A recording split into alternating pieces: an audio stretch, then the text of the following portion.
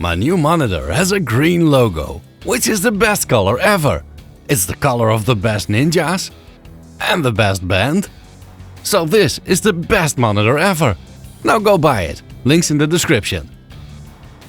What? You're not convinced? You want an actual review? Okay. Roll the intro.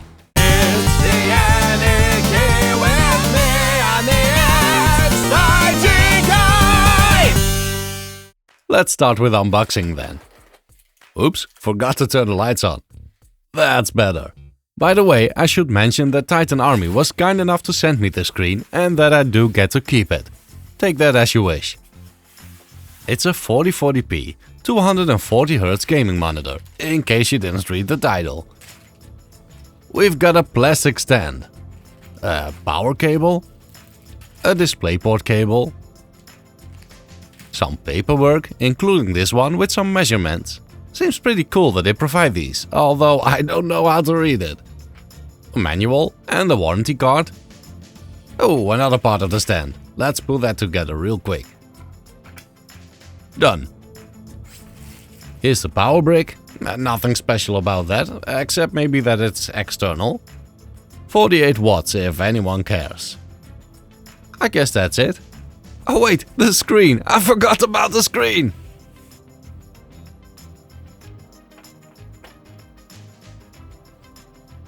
Yep, it holds. It only tilts forwards and backwards a bit and it's not adjustable any further. No big deal for me, but if you need height adjustment, then you should use another stand.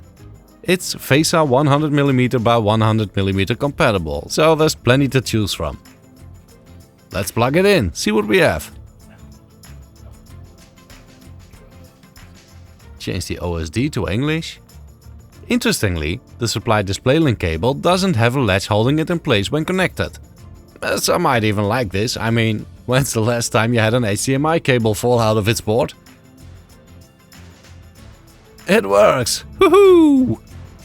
Let's see if I can set it to 240Hz my old GTX 1050 Ti. Oh yeah! Let's try the UFO test. On my Gaia using the open source Nouveau driver, it's not really working. I had some issues getting the closed source NVIDIA driver working here, we'll get to that later. Anyway, in Windows it works fine. This is pretty awesome.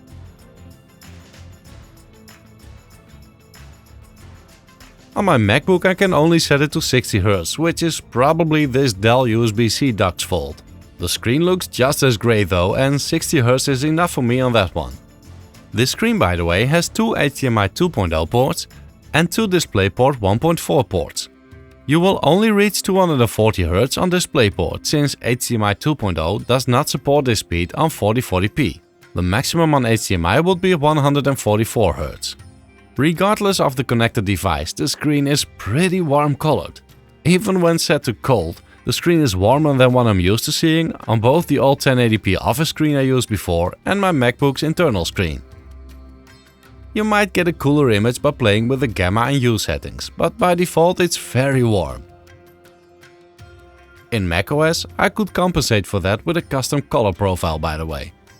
As mentioned before, it's a 4040p or 2560 by 4040 display with a size of just 24.5 inch, which combined leads to a pixel density of 120 ppi or pixels per inch.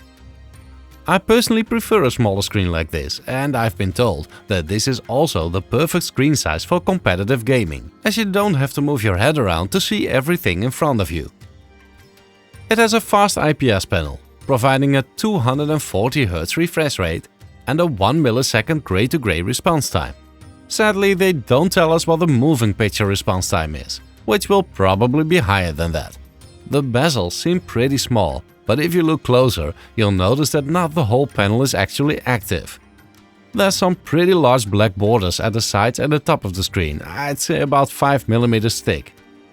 Here's some numbers that show it's great with color stuff. There's some interesting features. If your aim is as bad as mine, you can turn on a crosshair. Doom kinda already has one, but pay attention to the smaller one. By default, it changes color depending on what's behind it. You can change how it looks if you don't like the default as well.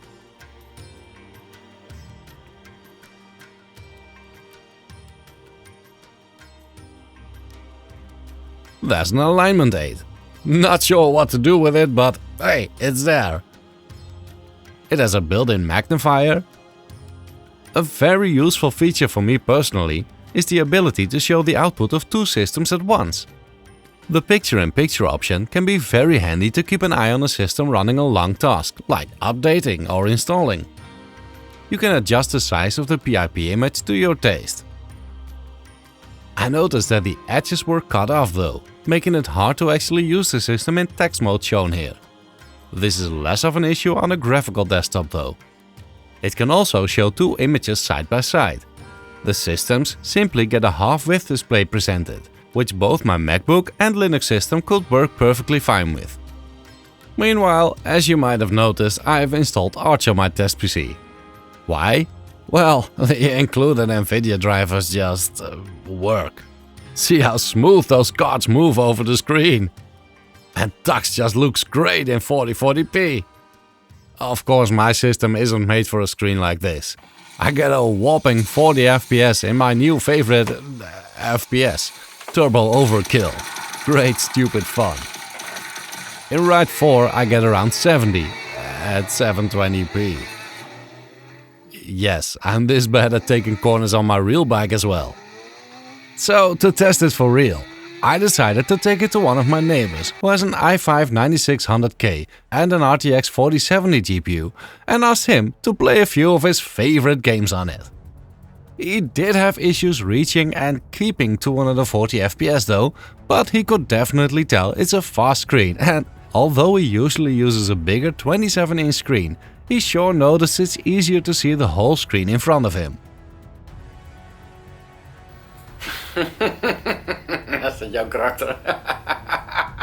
Oké. Dat is niet de bedoeling.